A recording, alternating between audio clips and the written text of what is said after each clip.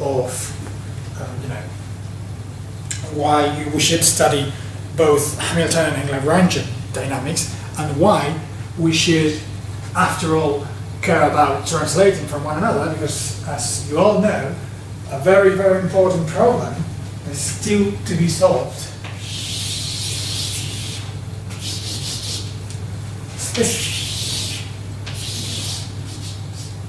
Quantization of gravity, which is simply formulated in the context of general relativity.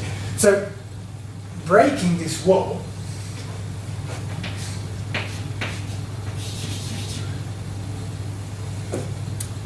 in the appropriate way will lead to probably to a theory of quantum gravity, or a well-defined theory of quantum gravity.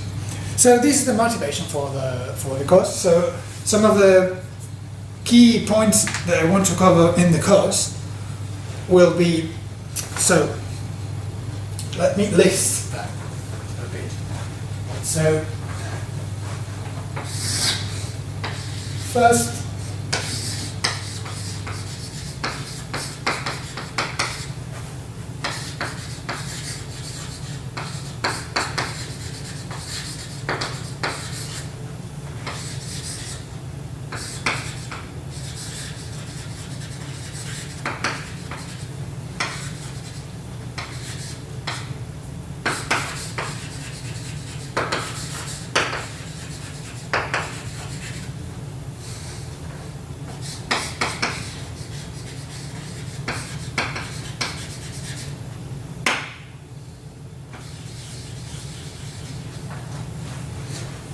what else? Okay. I want to discuss the foundations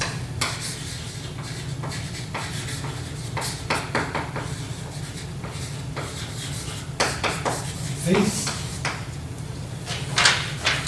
Okay.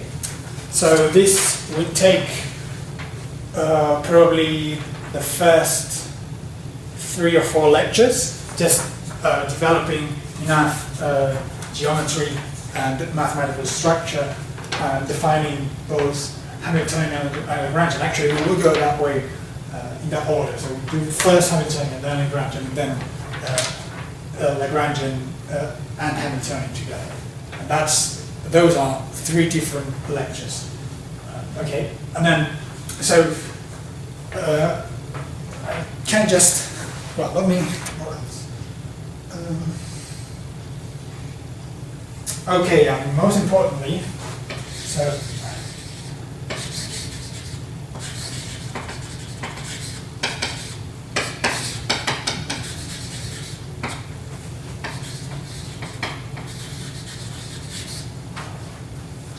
infinite dimensional systems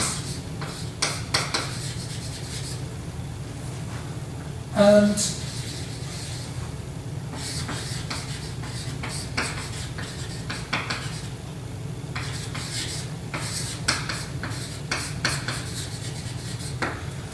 constraint systems. So for you, just for you to know a little bit the structure of the lectures. The first lecture with development of material will be this,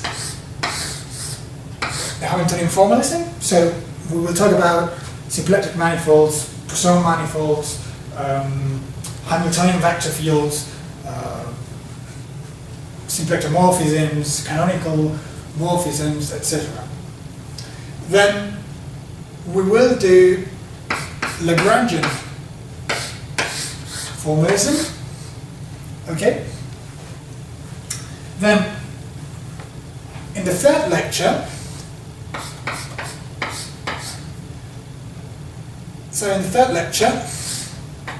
will be something like this.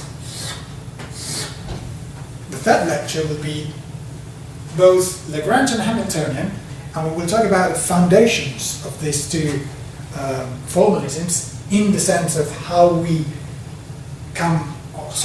formulate these formalisms from a classical mechanics perspective, right?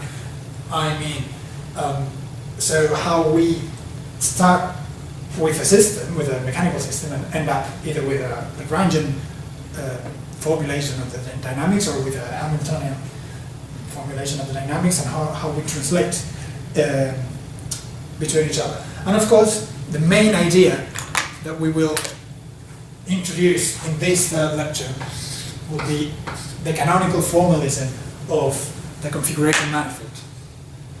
All right, so that's the first three coming lectures. So these two will be, well, these 2.5 of the third one will be completely mathematical, just developing the right theory, the general theory, that of course will include as a particular case the infinite dimensional systems and constraint systems as well. And then in the second half of the third lecture, we will actually discuss how we apply this for physical systems, so with the idea of the configuration space, etc. And then the fourth lecture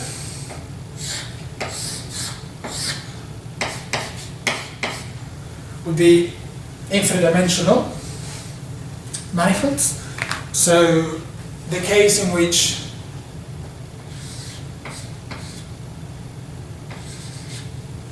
the configuration manifold is infinite dimensional. So we will deal with some generalities of these spaces, and hopefully we will give some examples that are very useful for physics, for field theories, and we'll talk about different aspects of either gauge theories, relativity, different field theories in modern physics, right? And then finally, fifth lecture. Actually, to be honest, there will be an overlap of these two, and that would be the fifth lecture, in which we talk about constraint systems and, for instance, what we're doing in string theory, which is very important for general kind of discussion. So there you have a general outline of what the lecture is going to be like. So you can decide which parts you're interested in. If you want to learn all the mathematics that are needed for the whole development, I mean, I will just obviously outline them in the lectures. I will not actually go through the details, obviously, but they will be exposed in the first three lectures. And then the second bit of lectures, so the fourth and fifth lecture, are actually dedicated to developing some interesting and challenging applications of the Hamiltonian and Lagrangian formalism, which are indeed the ones that we actually care about, because I mean, we all have that in QFT, advanced QFT and everything, and that has to do with infinite dimensional dynamical systems. And we all know string theory and general relativity and electromagnetism. First order, first class constraint, and this kind of stuff. Everything we'll discuss in the last lecture. So I hope you enjoy the lecture course. I hope you follow it. I particularly like the canonical formalism, so the Q formalism, and I think it's a very unifying picture to have in mind. So I hope that you all get to appreciate this beauty that I find in these formalisms. So yes, if you have any questions now, you're welcome, you can ask, and otherwise I will see you next week. Okay, see you.